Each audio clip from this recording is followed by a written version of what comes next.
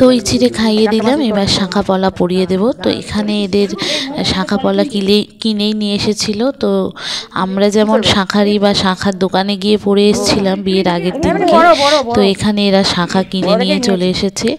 আর যেহেতু আমার ননদকে কোনো কাজ করতে নেই, মানে যেহেতু ওদের একটা অসহ্য হয়ে গিয়েছিল, শ্বশুর শাশুড়ি মারা গেছে, তো সে কারণে আমি যেহেতু মাইমা হই, আমাকেই বললো যে শাঁখাটা তুমি পরাও।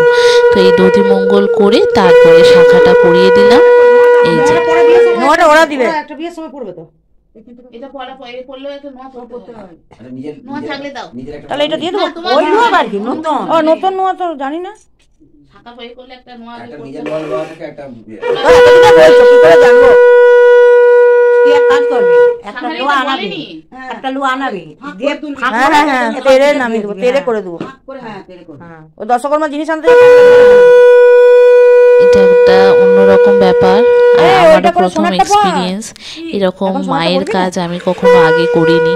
এটা ওর মা করবে বা শাঁখার দোকানে শাঁখারিরা করে, সেই সম্মানটা আমি আজকে পেলাম যে মায়ের পরিবর্তে মাইমা করবে সমস্ত কিছু।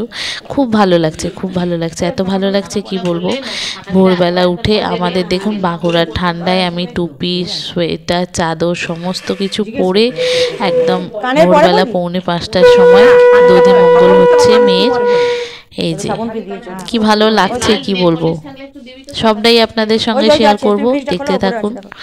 এখন তো শাঁখা পলা পরিয়ে দিই, চিড়ে মুরগি খাইয়ে দিলাম দধি মঙ্গলে, তারপর একটু বেলা হলে জল সইতে যাব। সবটাই শেয়ার করব আপনাদের সাথে, দেখতে থাকুন। সেজে মাসি দেখিনি আমি, আমার সেজে দিতে রাখতো, তা না আমি জানি না, আমি এমনি রাখি।